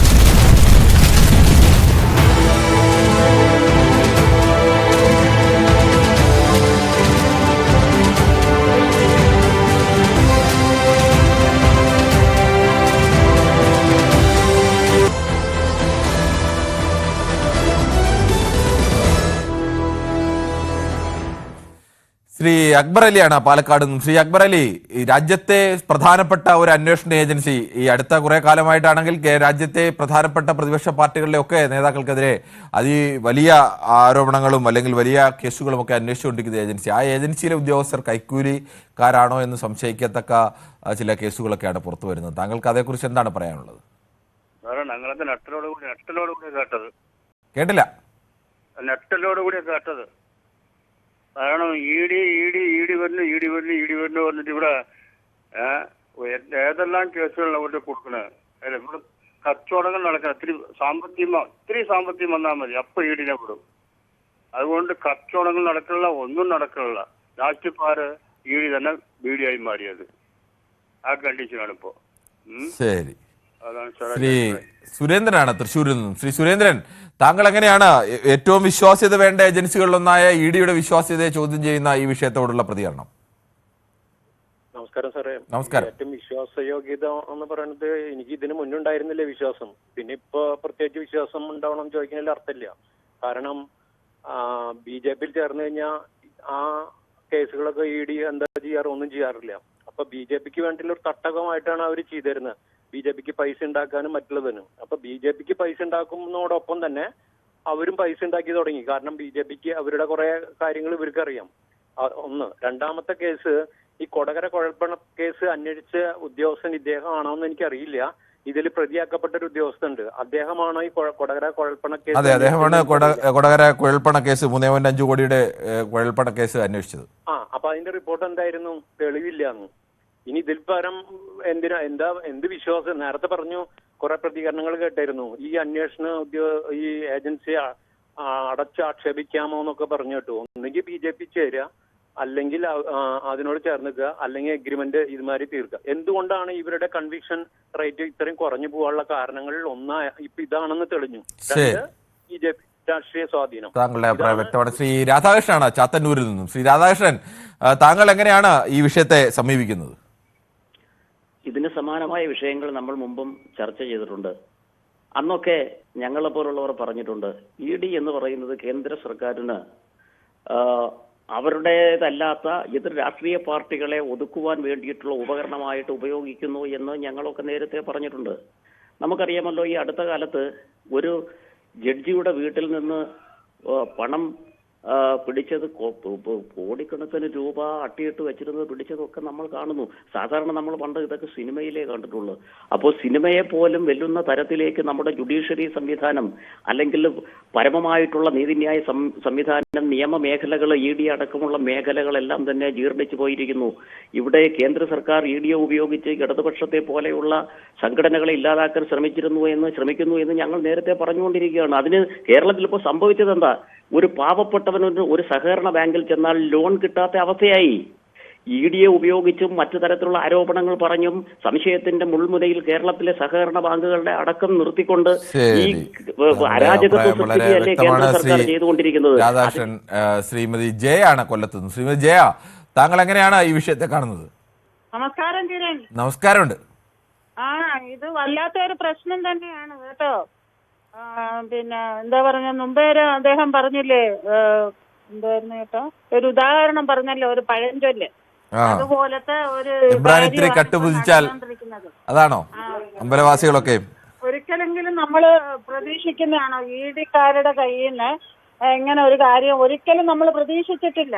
പക്ഷെ ഇതിനു മുന്നേ അവരുടെ ഭരണം കഴിയുന്നതിന് മുന്നേ ഇവര് ഈ പ്രതിപക്ഷത്തിനെ എല്ലാം കൊളാക്കി കയ്യിലെടുത്ത് ഇവരുടെ മാത്രം ഭരണമാക്കാൻ വേണ്ടി സെൻട്രൽ ഗവൺമെന്റ് കണ്ടുപിടിച്ചിരിക്കുന്ന ഒരു ഉപാധിയാണ്. പണ്ട് നമ്മുടെ കുഞ്ഞുനാളിൽ ഒരു ആന്റി കറപ്ഷൻ ഓഫീസ് ഞാൻ കണ്ടിട്ടുണ്ട് സ്കൂളിൽ പോകുമ്പോ. ആ ഡിപ്പാർട്ട്മെന്റ് ഒന്നും ഇപ്പൊ ഇല്ലേ കിരണേ? ഉണ്ട്, ആന്റി കറപ്ഷൻ കാര്യങ്ങളൊക്കെ ഇപ്പോഴും സംവിധാനങ്ങളെല്ലാം ഉണ്ട്. അല്ല, അവരുടെ റോൾ എന്താ? അവർക്ക് ഇതിലൊന്നും ഇടപെടാൻ പറ്റുന്ന? അല്ല, വിജിലൻസ് ആണ് ഈ കേസ് അന്വേഷിക്കുന്നത്. ഇപ്പോൾ വിജിലൻസ് ഈ കേസ് അന്വേഷിച്ചുകൊണ്ടിരിക്കുകയാണ്. Vigilance, okay. ശരി, അപ്പം അതിനൊരു നീതി ന്യായമൊക്കെ കിട്ടുമായിരിക്കും അല്ലേ എന്ന് പ്രതീക്ഷിക്കാം. നമുക്ക് ശ്രീ ബാലകൃഷ്ണനാണ് കാസർഗോഡ് നിന്ന്. ശ്രീ ബാലകൃഷ്ണൻ, താങ്കൾക്ക് ഈ വിഷയത്തിൽ എന്താണ് പറയാനുള്ളത്? ശ്രീ ബാലകൃഷ്ണൻ കേൾക്കാമോ? അദ്ദേഹത്തിന്റെ ടെലിഫോൺ ബന്ധത്തിൽ ചില തടസ്സങ്ങൾ ഉണ്ട് എന്ന് തോന്നുന്നു. നമുക്ക് ചില യൂട്യൂബ് കമന്റുകളിലേക്ക് കൂടി പോകേണ്ടതുണ്ട്. ഈ വിഷയത്തിൽ ഗവർണർക്കും രാഷ്ട്രപതിക്കും കുരുക്ക് മുറുക്കിയതുപോലെ ഇഡിക്കും കുരുക്ക് മുറുക്കിയാൽ പിന്നെ ഭരണം ഇന്ത്യ മുന്നണിക്ക് തന്നെ എന്ന് ബ്യൂട്ടിഫുൾ എർത്ത് പറയുന്നു. തമാശ കളിയാക്കിയതാണ് എന്ന് തോന്നുന്നു. ഇന്ത്യ മുന്നണിയെ അവർക്ക് ആയിരിക്കും സ്വാഭാവികമായും. ഇന്ത്യ ചിലതൊക്കെ മംഗ്ലീഷിൽ എഴുതുന്നത് ഇച്ചിരി പ്രയാസമാണ് വായിക്കാൻ. നമുക്ക് ദയവേത് പരമാവധി ഇംഗ്ലീഷിലോ അല്ലെങ്കിൽ മലയാളത്തിലോ എഴുതുക. മലയാളത്തിൽ എഴുതുന്നതാണ് കൂടുതൽ നമ്മുടെ ഒരു ചാനലിനും എപ്പോഴും നല്ലത് എന്ന് കൂടി അറിയിക്കുകയാണ്. ശ്രീ വിജയനാണ് കൊല്ലത്ത്. ശ്രീ വിജയൻ, താങ്കൾ എങ്ങനെയാണ് ഈ ഇഡിക്കെതിരെ വന്നിരുന്ന അതീവ ഗുരുതരമായ ഈ അഴിമതി ആരോപണത്തെക്കുറിച്ച് പ്രതികരിക്കുന്നത്? അഴിമതി ഉണ്ടെന്ന് ജനങ്ങൾക്കൊക്കെ ബോധ്യമായിട്ടുണ്ട് സാറേ. അഴിമതിയാണെന്നത് ബോധ്യപ്പെട്ടാൽ അവർക്ക് വേണ്ടുന്ന ശിക്ഷകൾ കൊടുക്കണം. അതുപോലെ തന്നെ ഇവിടെയുണ്ടല്ലേ ഡിപ്പാർട്ട്മെന്റുകൾ, ഇതേപോലത്തെ അന്വേഷണ ഏജൻസികൾ, വിജിലൻസ്, ക്രൈംബ്രാഞ്ച്, ഒരു വകുപ്പുകൾ ഇതേപോലെ, എല്ലാ വകുപ്പുകളും ഇതേപോലൊക്കെ തന്നെ പോകുന്നത്. ഒരു വകുപ്പും ഇല്ല നേരെ ഇവേ പോകുന്നത്. ഇവിടുത്തെ ഒരൊറ്റ വകുപ്പും നല്ല പോലെ പോകുന്നു. ശരി, താങ്കളുടെ അഭിപ്രായം വ്യക്തമാണ്. ശ്രീ ദീപു ആണ് തിരുവനന്തപുരത്ത് നിന്നും. ശ്രീ ദീപു, ഇതുവരെയും പ്രധാനപ്പെട്ട ഒരു അന്വേഷണ ഏജൻസി, ആ അന്വേഷണ ഏജൻസിക്ക് വിശ്വാസ്യത വേണ്ട ഒരു ഏജൻസിയാണ്. ആ ഏജൻസിക്കെതിരെയാണ് ഇപ്പോൾ അതീവ ഗുരുതരമായ കോഴ ആരോപണം ഉയരുന്നത്. എന്താണ് താങ്കളുടെ പ്രതികരണം? അല്ല, ഞാനേ ഒരു കാര്യം പറഞ്ഞാൽ നിങ്ങൾ എന്റെ അടുത്ത് പിണങ്ങരുത്, എന്നെ അതായത് നിങ്ങൾ ഇന്ന് ചോദിക്കുന്ന ഇഡിക്ക് കുരുക്ക് മുറുകുന്നോ എന്നാണ് നിങ്ങൾ ചോദിക്കുന്നത്. നിങ്ങൾ ഇത് തന്നെയല്ലേ ഈ 5 വർഷം കൊണ്ട് അല്ല, അത് ഞങ്ങളൊന്ന് പറയട്ടെ, ഞങ്ങൾ പറയണമല്ലോ, ഞങ്ങൾക്ക് ഇന്ന് പറയാമല്ലോ, പറയണ്ടേ? പിന്നെ ഞാനത് എന്തുകൊണ്ടാണ് നൽകിയതെന്ന് കൃത്യമായി തന്നെ വിശദീകരിച്ചിരുന്നു ശ്രീ ദീപു. നേരം വെളുപ്പിക്കുമോ, ICUലാണ്, നേരം വെളുപ്പിക്കുമോ, കുറുക്ക് ഇപ്പം മുറുകും എന്നൊക്കെ പറഞ്ഞ് എത്ര പേരെ വേട്ടയാടി. അദ്ദേഹം ഈ പറയുന്ന മൊഴിയെടുക്കാൻ ഹോസ്പിറ്റലിലേക്ക്, അല്ല ഈ പിന്നെ അന്വേഷണ ഏജൻസിയുടെ അടുത്ത് പോകുമ്പോ കാറിൽ നിങ്ങൾ ഇങ്ങനെ പുറകെ പോയിട്ട് എന്തായിരുന്നു, മറ്റേ ഈ പണ്ട് നസീർ ജയന്റെ സിനിമയിൽ പോകുന്നത് പോലെ ഇങ്ങനെ ചെയ്സായിരുന്നു ഇല്ലേ? അങ്ങനെ എന്തെല്ലാം നാടകങ്ങൾ ഈ നാട്ടിൽ കണ്ടു. അവസാനം കുടുങ്ങി ഇവന്മാര്. ആരാണ് കുടുങ്ങിയത്? ഇഡി കുടുങ്ങി എന്ന് പറഞ്ഞാൽ നേരത്തെ കാഞ്ഞിരപ്പള്ളിക്കാരൻ വന്ന് പറഞ്ഞു അത് എല്ലാവിടെയും ഉണ്ടെന്നേ. അതുകൊണ്ട് പിന്നെ ലാവലിംഗ് കേസിൽ CBI അല്ലേ ഇത് മാറ്റിക്കൊണ്ടിരിക്കുന്നത്, അല്ല പിണറായി വിജയനോ വേറെ വല്ലവരും ആണോ? ഇതൊന്നും അറിയാതെ വന്നിരുന്ന് വെറുതെ കിടന്ന് പറയുകയാണ്. പിന്നെ മാത്രമല്ല ഈ ആരാണ് ഇപ്പൊ കുടുങ്ങിയതിലെ ഉദ്യോഗസ്ഥൻ? കൊടകര കുഴൽപ്പണ കേസ് അന്വേഷിച്ച വ്യക്തി. അവിടെയാണ് ഇതിന്റെ ക്രക്സ് ഇരിക്കുന്നത് അല്ലേ? എന്തൊക്കെ എത്ര, അതും ആ ഉദ്യോഗസ്ഥന് മാത്രമാണോ? കുറേയേറെ ഉദ്യോഗസ്ഥന്മാർക്കെതിരെ വരുന്നില്ലേ? എന്തൊക്കെയായിരുന്നു അമ്പും വില്ലും മലപ്പുറം കത്തി AK-47 തുടങ്ങി എല്ലാവിടെയും നിങ്ങൾ ഇത് എന്തൊക്കെ നിലയിൽ അഴിഞ്ഞാട്ടങ്ങൾ നടത്തി. തോമസ് ഐസക്കിനെതിരെ പിന്നെ ഇവര് ഒരു കൊണ്ടുവന്നു. അത് തോമസ് ഐസക്കിന് കിട്ടുന്നതിന് മുമ്പേ മാധ്യമങ്ങൾക്ക് കിട്ടി. എന്നിട്ട് എന്തൊക്കെ പ്രകടനമായിരുന്നു. അവസാനം തോമസ് ഐസക്കിന്റെ ഒരു രോമത്തിൽ തൊടാൻ കഴിഞ്ഞോ? ഇതുപോലെ ഇഡിയുടെ സക്സസ് അല്ലല്ല പറഞ്ഞോട്ടെ ഇഡിയുടെ സക്സസ് റേറ്റിനെ കുറിച്ച് നിങ്ങൾ പറഞ്ഞു.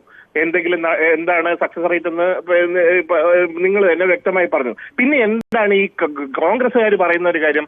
ഇവിടെ ഈ ഇഡി അന്വേഷിച്ച് ഒരു സ്ഥലത്തും എത്താൻ കഴിയാതെ CPM-ന്റെയോ ഇടതുപക്ഷത്തിന്റെയോ ആർക്കെങ്കിലും ഒരിടത്തും എത്താൻ കഴിയാതെ അപ്പോ അവര് നേരെ പ്ലേറ്റ് തിരിച്ചു പറയും BJP CPM പിന്തുണ, അല്ല ധാരണ, അങ്ങനെ. അല്ലല്ല പറയട്ടെ ഒരു കാര്യം കൂടെ പറഞ്ഞോട്ടെ. സമയത്തിന്റെ പരിമിതി കൂടി ഉണ്ട്, താങ്കൾ മനസ്സിലാക്കണം. ഒറ്റ കാര്യം പറയാൻ അനുവദിക്കൂ. അങ്ങനെ ധാരണയാണെങ്കിൽ ഈ കേസൊക്കെ ഇവർ എടുക്കുന്നതിന് മുമ്പേ ധാരണ അങ്ങ് ഉണ്ടാക്കിയാ പോരെ? ശരി, ഓക്കെ. താങ്കളുടെ അഭിപ്രായം വ്യക്തമാണ്. നമുക്ക് ശ്രീ കോൺഗ്രസ്സുകാര് ശരി ദീപു, ശ്രീ നമുക്ക് സജീവ് കുമാറാണ് തിരുവനന്തപുരത്ത്. ശ്രീ സജീവ് കുമാർ, താങ്കൾ എങ്ങനെയാണ് ഈ പ്രധാനപ്പെട്ട ഒരു അന്വേഷണ ഏജൻസിക്കെതിരെ ഉയരുന്ന ഈ സംശയത്തിന്റെ നിഴലിനെ കാണുന്നത്? അല്ല സാറേ, ഞാൻ കാണുന്നത് എന്ന് പറഞ്ഞാല് ഇപ്പോഴും സ്വാഭാവികമായിട്ട് നമ്മുടെ ഇപ്പൊ പോലീസ് ആയാലും CBI ആയാലും ED ആയാലും എല്ലാ മേഖലയിലും നല്ല ആൾക്കാരുമുണ്ട്, അഴിമതി ആൾക്കാരുമുണ്ട്. അപ്പൊ സ്വാഭാവികമായിട്ട് ഈ അഴിമതിക്കാരെ പുറത്തു കൊണ്ടുവരണം. ഒരാൾ അഴിമതി കാണിച്ചു എന്ന് പറഞ്ഞ് ആ ഒരു ഡിപ്പാർട്ട്മെന്റിനെ മൊത്തത്തിൽ അഴിമതിക്കാരായിട്ട് ചിത്രീകരിച്ചു കഴിഞ്ഞാൽ പറ്റത്തില്ല. ഇപ്പൊ അന്നൊരു ജഡ്ജി അഴിമതി കാണിച്ചു എന്ന് പറഞ്ഞ് കോടതി മൊത്തം ഇല്ലാതാവാൻ പറ്റൂ? നമുക്ക് ഇന്ന് അത് അല്ല, അങ്ങനെയല്ല ശ്രീ സജീവ്മാർ. ഇതിന്റെ ഒരു വിഷയം ആ ഏജൻസി മുഴുവൻ അഴിമതിക്കാരാണ് എന്നുള്ളതല്ല. പക്ഷെ ആ ഏജൻസിയുടെ പ്രവർത്തനക്ഷമതയിൽ സ്വാഭാവികമായും അങ്ങനെ ഒരു പ്രധാനപ്പെട്ട ഒരു ഏജൻസി, ആ ഏജൻസിക്ക് അങ്ങനെ കുറ്റകൃത്യങ്ങൾ തെളിയിക്കാൻ കഴിയുന്ന ഒരു ഏജൻസി ആണ് എന്നൊരു വിശ്വാസ്യത അവർക്ക് തെളിയിക്കാൻ ഇതുവരെ കഴിഞ്ഞിട്ടില്ല എന്നുള്ളതാണ്. അല്ല, ആണെങ്കിൽ തന്നെ അത് സ്വാഭാവികമായിട്ട് എല്ലാ അത്ര സ്വാഭാവികമായിട്ടില്ല. അവരുടെ കേസിന്റെ കണക്കൊക്കെ നോക്കിയാൽ അവരിങ്ങനെ എല്ലാവർക്കും എതിരെ കേസെടുക്കാറുണ്ട്. പക്ഷേ കേസെടുത്ത് അവരെ കുറെ കാലം പീഡിപ്പിക്കുക, അല്ലെങ്കിൽ അവരെ കുറെ കാലം ചോദ്യം ചെയ്യുക, ജയിലിലിടുക എന്നുള്ളതിനപ്പുറത്തേക്ക് ആ കേസുകളൊന്നും തെളിയിക്കുന്നതിൽ അവർ വളരെ പിന്നോക്കം എന്ന് പറഞ്ഞാൽ വളരെ പിന്നോക്കം, അത്യന്തം ദുർബലമായ ഏജൻസിയാണത്. അല്ല, ഇവരെ ആരെയും തന്നെ നിരപരാധിയായിട്ട് ഇന്നും ഇതുവരെ വിട്ടിട്ടില്ലല്ലോ. ഈ കേസെല്ലാം നടന്നുകൊണ്ടിരിക്കുകയല്ലേ. കേസ് എവിടെ നടക്കുന്നത്? അതിന്റെ കണക്ക് വേണമെങ്കിൽ ഞാൻ വായിക്കാം. ഇല്ല സാറേ, ഈ എടുത്തിരിക്കുന്ന കേസ് എന്ന് പറഞ്ഞാൽ ഇവരുടെ ഈ സാമ്പത്തിക സ്രോതകൾ പലതും ആ കേസുകളും തെളിയിക്കാൻ കഴിയുന്നില്ലെങ്കിൽ അതിന്റെ അർത്ഥം ഒരാൾ ഒരു കേസിൽ ED കേസിൽ പെടുക, അയാൾ എത്രയോ കാലം അയാളും അയാളുടെ കുടുംബവും അയാളുടെ ചുറ്റും നിൽക്കുന്ന ആളുകളൊക്കെ സംശയം നിലയിൽ നിൽക്കുക, എന്നിട്ട് EDക്ക് ഒരു കേസും തെളിയിക്കാൻ കഴിയാതെ പോവുക.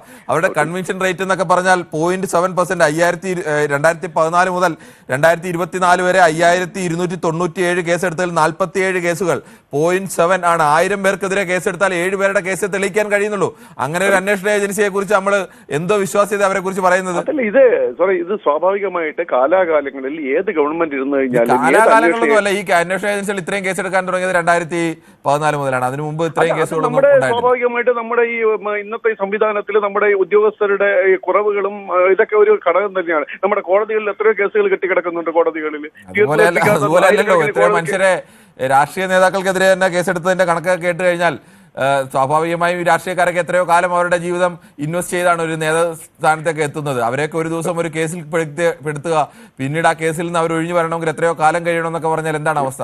അങ്ങനെ സാറേ, നമ്മുടെ ഏത് രാഷ്ട്രീയ കക്ഷി എന്നുള്ളതല്ല, അത് കോൺഗ്രസ് ആയാലും BJP ആയാലും CPM ആയാലും ഏതാണെങ്കിലും ശരി തന്നെ, നമ്മൾ ആരോപണം ഉന്നയിച്ചാലും അന്വേഷിക്കേണ്ട സ്വാഭാവികം. അന്വേഷിക്കുന്ന സമയത്ത് കേസെടുക്കുന്ന ഒരു ഏജൻസി ആണെങ്കിൽ ശരിയാണ്. അതെ, അന്വേഷിക്കുന്ന ഞാൻ ഇതുപോലുള്ള അവസ്ഥ അന്വേഷിച്ചാലല്ലേ കണ്ടെത്താൻ പറ്റത്തുള്ളൂ. കണ്ടെത്താൻ കഴിയുന്നില്ല എന്നിടത്താണ് പ്രശ്നം. അല്ല, അത് സ്വാഭാവികമായിട്ട് അത് എല്ലായ്പ്പോഴും ആരോപണങ്ങൾ എപ്പോഴും ഉണ്ട്. തെറ്റ് ചെയ്യുന്നവരാരും തെറ്റ് ചെയ്തു എന്ന് പറയാം. ഇത്രത്തോളം ദുർബലമല്ല ഇന്ത്യയിലെ മറ്റ് പോലീസ് സംവിധാനങ്ങളോ മറ്റ് സംവിധാനങ്ങളൊക്കെ. അവരുടെ കഴിഞ്ഞാൽ മാത്രമേ അറിയാൻ പറ്റുള്ളൂ. ഇപ്പൊ EDയുടെ ഒരു ഇതെന്ന് പറഞ്ഞാൽ നമുക്ക് പുറത്ത് വരുന്നുണ്ട് ഇപ്പൊ. കാരണം ബാക്കിയുള്ള കാര്യങ്ങൾ പുറത്ത് വരും. ശ്രീ സജീവ് കുമാർ, നമുക്ക് മറ്റൊരു പ്രശ്നത്തിലേക്ക് പോകേണ്ടതുണ്ട്. ബാലകൃഷ്ണനാണ് വടകരയിൽ നിന്ന്. ശ്രീ ബാലകൃഷ്ണൻ, താങ്കൾക്ക് പറയാം. നമസ്കാരം സാർ. നമസ്കാരമുണ്ട്. ഈ ED കേസായിട്ട് അഴിമതി ആരോപണമല്ലേ സാർ? കുറ്റം തെളിയിക്കപ്പെട്ടിട്ടുണ്ടോ? ഇല്ലല്ലോ. ഉണ്ടോ? താങ്കൾക്ക് അറിയാവുന്ന കാര്യമല്ലേ അത് കേസാണെന്നുള്ളത്? അത് കേസായി തെളിഞ്ഞോ? കേസെടുത്തതല്ലേ ഉള്ളൂ. കേസെടുത്താൽ തെളിഞ്ഞോ? കേസെടുത്തതാണെങ്കിൽ സാർ എന്താ ഏകപക്ഷീയമായിട്ട് പറയുന്നത്? ഞാൻ എന്താണ് ഏകപക്ഷീയമായി പറഞ്ഞത്? താങ്കൾക്ക് പറയാം. ആരോപണ വിധേയരായി നിൽക്കുമല്ലേ? EDയുടെ പേര് മാത്രം വന്നപ്പോ എന്താ ഇത്ര തുള്ളല്? ശ്രീ ബാലകൃഷ്ണൻ, അങ്ങനെയാണെങ്കിൽ പിണറായി വിജയൻ ആരോപണ വിധേയനല്ലേ? ശ്രീ ബാലകൃഷ്ണൻ, ഞാൻ പറയുന്നത് താങ്കൾ കേൾക്കാൻ സന്നദ്ധത ഉണ്ടെങ്കിൽ പറയാം. ED എന്ന് പറയുന്ന എൻഫോഴ്സ്മെന്റ് ഡയറക്ടറേറ്റ് രാജ്യത്ത് കള്ളപ്പണം വെളുപ്പിക്കൽ കേസും വിദേശ നാണ്യ വിനിമയ കേസും ഒക്കെ അന്വേഷിക്കേണ്ട ഏറ്റവും കൂടുതൽ അന്വേഷണ വിശ്വാസ്യത വേണ്ട ഒരു ഏജൻസിയാണ്. ആ ഏജൻസിയിലെ പ്രധാനപ്പെട്ട 2 ഉദ്യോഗസ്ഥർക്കെതിരെയാണ് കോടികളുടെ കോഴ ആരോപണം വന്നിരിക്കുന്നത്. അല്പം പക്ഷേ സാറ് മനസ്സിലാക്കേണ്ടത് അതിൽ 1-2 വ്യക്തികൾ അഴിമതി നടത്തിയിരിക്കാം. പക്ഷെ അതിന് ഇത്ര ചാടാനുണ്ട്. അത് ഗൗരവമുള്ള വിഷയമാണ്. ഇവരാണ് ഈ നാട്ടിൽ കണ്ട സർവ്വ രാഷ്ട്രീയ നേതാക്കൾക്കെതിരെ കേസെടുത്തുകൊണ്ടിരിക്കുന്നത്. അവർക്കെതിരെ അതാണ് പരിശോധിക്കേണ്ടത്. അല്ലാതെ ED നടത്തിയ കേജ്രിവാൾ എങ്ങനെയാ ഉള്ളിലായത്?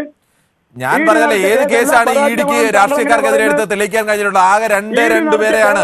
193 കേസെടുത്തതിൽ 2 പേരെയാണ്. അത് തന്നെ ജാർഖണ്ഡിലെ ദളിത് വിഭാഗത്തിൽപ്പെടുന്ന രണ്ട് മന്ത്രിമാരെ, അവരെ മാത്രമാണ് ആകെ ശിക്ഷിക്കാൻ കഴിഞ്ഞത്. അല്ലാതെ ഒരാളെ പോലും ശിക്ഷിക്കാൻ ഇവരെ കഴിഞ്ഞിട്ടുമില്ല. ഇപ്പോ ആരോപണ വിധേയനല്ലാണോ? അല്ലയോ? ആരാണ്? തോമസ് ഐസക് ആരോപണ വിധേയനാണോ ഈ അല്ലേ? ആരോപണ വിധേയനാണെന്ന് പറഞ്ഞാൽ എന്താണ് അർത്ഥം? അതാണ് ഈ പറഞ്ഞത്. പിന്നെ ഇതും ആരോപണ വിധേയൻ തന്നെയാ തെളിയിക്കപ്പെട്ടത്. ഇവർക്ക് കേസെടുത്തിട്ട് തെളിയിക്കാൻ കഴിയുന്നില്ല എന്നുള്ളതാണ് ബാലകൃഷ്ണൻ പ്രശ്നം. ഭരിക്കുന്ന സർക്കാർ, ഇവരെ നിയന്ത്രിക്കുന്ന സർക്കാർ ആ ഉദ്യോഗസ്ഥനെതിരെ എന്ത് നടപടി സ്വീകരിക്കും നമുക്ക് കാത്തിരുന്ന് കാണാം. എന്നിട്ടാണ് സാർ ജനങ്ങളെ കൊണ്ട് പ്രതികരിക്കുക. ശരി ശ്രീ ബാലകൃഷ്ണൻ, നമുക്ക് കാത്തിരുന്ന് കാണാം. പക്ഷെ താങ്കൾ ഈ വല്ലാതെ നോവേണ്ട കാര്യമൊന്നുമില്ല. ഇ ഡി എന്ന് പറഞ്ഞാൽ ഒരു വലിയ വിശ്വാസ്യതയുള്ള ഏജൻസി ഒന്നുമല്ല. ആ സ്ഥിതി ഉണ്ടല്ലോ, അത് ഇന്ത്യ രാജ്യത്തെ ജനങ്ങൾക്ക് മനസ്സിലായി പോയില്ലേ? ശരി, ഓക്കെ. ഈ ഒരു മിഥ്യാധാരണയൊന്നും സാറിന് വേണ്ട. സാറിനോട് താളത്തിനൊത്ത് പ്രതികരിക്കുന്നവർക്കും വേണ്ട. ശരി, ഓക്കെ. എന്തായാലും താങ്കളുടെ അഭിപ്രായം അങ്ങനെ ഇരിക്കട്ടെ. ആ ഇ ഡിയോട് പറയൂ, താങ്കൾ കുറെ കൂടി കേസൊക്കെ അന്വേഷിക്കുമ്പോൾ കുറെ കൂടി ശുഷ്കാന്തിയൊക്കെ കാണിക്കാൻ.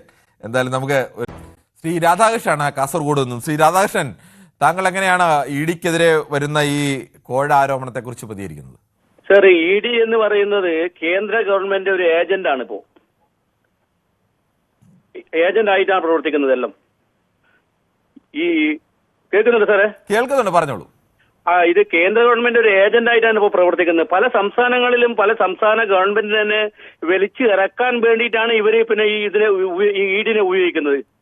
കാരണം ശരിയായ രീതിയിൽ തെരഞ്ഞെടുത്ത ഗവൺമെന്റിനെ തന്നെ അഴിമതിയിൽ കൂടി വലിച്ചിറക്കുവാൻ വേണ്ടിയിട്ടാണ് എല്ലാ ദിക്കിലും മറ്റ് സംസ്ഥാനങ്ങളിലെ വരെ പിന്നെ ഇവർ ഈ ഇ ഡിനെ ഉപയോഗിക്കുന്നത്, കേന്ദ്ര ഗവൺമെന്റ്.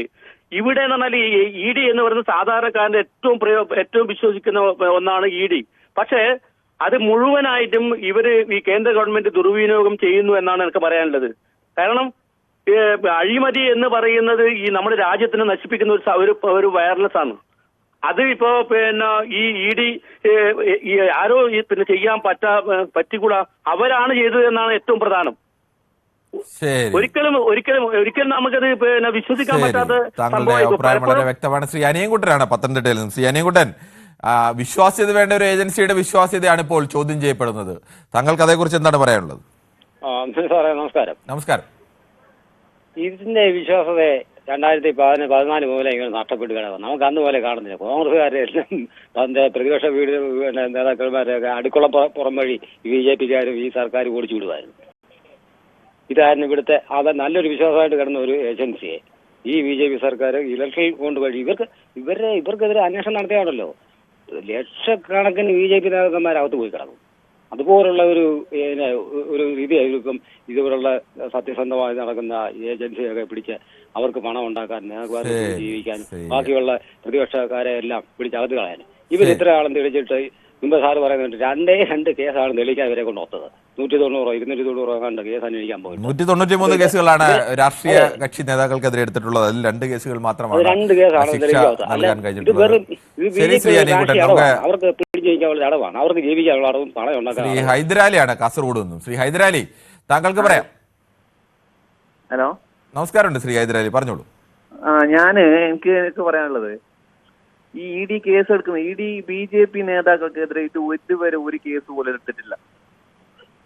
ഇ ഡി എന്ന് വെച്ചാല് BJP സർക്കാരിന്റെ ഒരു ബി ടീമായിട്ട് പ്രവർത്തിക്കുന്ന ഒരു ടീം, ഒരു കൂട്ട ആൾക്കാരാണ്. പ്രതിപക്ഷത്തിന്റെ എതിര് ഇത് ഇ ഡി ഓരോ റിപ്പോർട്ട് കാണിച്ചിട്ട് ജയിലിൽ പോണോ BJPക്ക് വരുന്നോ എന്നുള്ള റിപ്പോർട്ട് മാത്രമാണ് ഇ ഡിനെ ഏറ്റവും കൂടുതൽ പൊക്കി നിർത്തുന്ന മാധ്യമങ്ങളാണ്. പ്രതിപക്ഷത്തിനെതിരെ ഒരു ആരോപണം വരുമ്പോഴത്തേക്ക് എത്രയും പെട്ടെന്ന് അത് ന്യൂസിൽ കൊടുത്ത് കോൺഗ്രസ് പ്രതികൾ അല്ലെങ്കിൽ CPM പ്രതികൾ എന്ന് പറഞ്ഞിട്ട്, അല്ലാതെ ഇ ഡി ഏത് കേസാണ് ഇതൊരു അന്വേഷിച്ച് കണ്ടെത്തിയിട്ടുള്ളത്? ശരി, നമുക്ക് ചില കമന്റുകൾ കൂടി വായിക്കേണ്ടതുണ്ട്. സജീവമാരെ ഈ ഔദാര്യം കേരള പോലീസ് ഒരാൾ തെറ്റ് ചെയ്താൽ പിണറായി പോലീസ് എന്ന് പറയുന്നതിൽ എന്തു പറയും എന്ന് സജീവ് ഭാസ്കരൻ ചോദിക്കുന്നു. സജീവമാർ ഈസ് എ ഗുഡ് ന്യായീകരണ തൊഴിലാളി എന്ന് ഷിജു കിരിയത്ത് പറയുന്നു. അത് അങ്ങനെ എന്തായാലും ഞാൻ വായിച്ചു പോയതാണ്. പക്ഷേ ഇതെൻ്റെ പെട്ടെന്ന് തന്നെ കുറേ കമൻറ്റുകൾ വന്നപ്പോൾ ബാലകൃഷ്ണൻ വടകരയ്ക്ക് നേരം വെളുത്തിട്ടില്ല എന്ന് പറയുന്നു. പിണറായിയുടെ മകളെ ശിക്ഷിച്ചോ ബാലകൃഷ്ണ എന്ന് ചോദിക്കുന്നു ഷാജി ഭാസ്കരൻ. ഷിജു കിരിയത്ത് പറയുന്നു ഇപ്പോഴും 2000 BC-യിലാണ് ബാലേട്ടൻ എന്ന് പറയുന്നു. ബാലകൃഷ്ണ ഒന്ന് പൊട്ടിക്കരഞ്ഞുകൂടി വേദന മാറിക്കിട്ടുമെന്ന് ദീപു ഗോപാൽ. അങ്ങനെ ഓരോരുത്തരും അവരുടേതായ പല അഭിപ്രായ പ്രകടനങ്ങളും നടത്തിയിട്ടുണ്ട്. Tamil Nadu, Kerala, West Bengal gave proper treatment to E D എന്ന് ഷിജു പറയുന്നു. നമുക്ക് മറ്റേ ഹംസയാണ് പെരുമ്പാവൂരിൽ നിന്ന്. ക്ഷമിക്കണം ശ്രീ ഹംസ, ഞാൻ പേര് തെറ്റായിട്ടാണ് കേട്ടത്. ശ്രീ ഹംസ, താങ്കൾ പറഞ്ഞോളൂ. സാർ, ഇ ഡി എന്ന് പറയുന്നതിന്റെ ഫുൾ ഫോം എൻഫോഴ്സ്മെന്റ് ഡയറക്ടറേറ്റ് എന്നാണ്. അത് പോലീസ് ഡിപ്പാർട്ട്മെന്റിന്റെ മറ്റൊരു ഭാഗമാണെങ്കിലും ഈ കേന്ദ്രത്തിന്റെ ഒരു ഏജൻസി ആയിട്ടാണ് പ്രവർത്തിക്കുന്നത്. അതിനകത്ത് ഒരു നിഷ്പക്ഷമായ ഒരു അന്വേഷണമോ കാര്യങ്ങളോ ഒന്നും നടക്കാത്തതായ പോലീസ് ഡിപ്പാർട്ട്മെന്റിന്റെ ഭാഗമല്ല കേന്ദ്ര ഗവൺമെന്റ് അല്ല പോലീസ് ഡിപ്പാർട്ട്മെന്റിന്റെ ഭാഗമല്ല എന്ന് പറഞ്ഞതേ ഉള്ളൂ. പറഞ്ഞോളൂ താങ്കളുടെ അഭിപ്രായം. പോലീസ് ഡിപ്പാർട്ട്മെന്റിന്റെ ഭാഗമല്ല, എൻഫോഴ്സ്മെന്റ് ഡയറക്ടറേറ്റ് അതുപോലെയുള്ള മറ്റൊരു ഒരു വിങ്ങാണ്, അത്രേ ഉള്ളൂ. പക്ഷേ അത് കേന്ദ്ര ഗവൺമെന്റിന്റെ ഒരു ഏജൻസി ആയിട്ടാണ് പ്രവർത്തിക്കുന്നത്. കേന്ദ്ര ഗവൺമെന്റ് എന്ത് പറയുന്നു അതനുസരിച്ച് ചെയ്യുക, അത്രമാത്രമേ ഉള്ളവർക്ക്. അതിനകത്ത് നിഷ്പക്ഷമായ കാര്യങ്ങളോ സത്യസന്ധമായ കാര്യങ്ങളോ അത് ഉൾക്കൊള്ളുന്നില്ല. അതാണ് സാലറി. ശ്രീ ശ്രീധരനാണ് കോഴിക്കോട് നിന്നും. ശ്രീ ശ്രീധരൻ, താങ്കൾ എങ്ങനെയാണ് ഇപ്പോൾ ഉയർന്നിരിക്കുന്ന ഈ കോഴ ആരോപണത്തെ കുറിച്ചുള്ള പ്രതികരണം? ഹലോ, നമസ്കാരം. ഹലോ, നമസ്കാരം ശ്രീധരൻ, പറഞ്ഞോളൂ. മൂന്നാം തവണ പിണറായി വരൂ, അത്ര പറയുള്ളൂ. ഇതുമായിട്ട് എന്താണ് ബന്ധം ശ്രീ ശ്രീധരൻ? അതും ഇതുമായിട്ട് എന്താണ് ബന്ധം? പിണറായി വരും, മൂന്നാം തവണയും വരും. ശരി, ഓക്കെ. എന്തായാലും ശ്രീധരൻ ഈ വിഷയത്തിലല്ല അഭിപ്രായം പറയുന്നത്. നമുക്ക് അദ്ദേഹത്തിന്റെ തരത്തിലേക്കുള്ള പ്രതികരണം വേറെ തരത്തിൽ വ്യാഖ്യാനിക്കാം. എന്തായാലും നമുക്ക് മറ്റൊരു പ്രശ്നത്തിലേക്ക് കൂടി പോകും മുമ്പ് നമുക്ക് ചില യൂട്യൂബ് കമന്റുകൾ കൂടി വായിക്കേണ്ടതുണ്ട്.